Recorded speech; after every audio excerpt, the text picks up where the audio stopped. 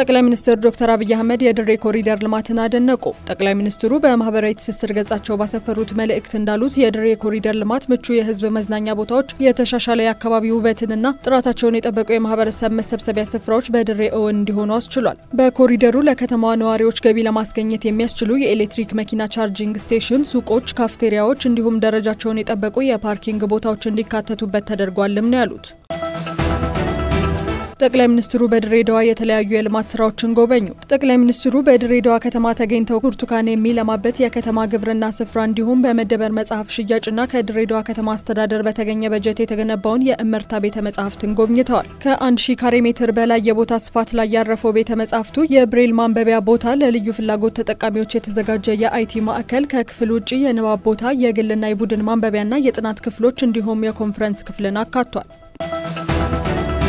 አብን በምርጫው በንቃት ለመሳተፍ እየተዘጋጀው ነው አለ። የአማራ ብሔራዊ ንቅናቄ ፓርቲ ሊቀመንበር ዶክተር በለጠ ሞላ ፓርቲው ካለፈባቸው በርካታ ውስጣዊና ውጫዊ ፈተናዎች ወጥቶ አሁን ላይ ራሱን ለውድድር እያዘጋጀ እንደሚገኝ ገልጸዋል። አብን በምርጫው ለመሳተፍ የሚያደርገው ጥረት በአማራ ክልል ብቻ የተገደበ ሳይሆን በተለያዩ አካባቢዎች ጭምር ተወዳዳሪ ሆኖ ለመቅረብ እየሰራ መሆኑን አስታውቀዋል።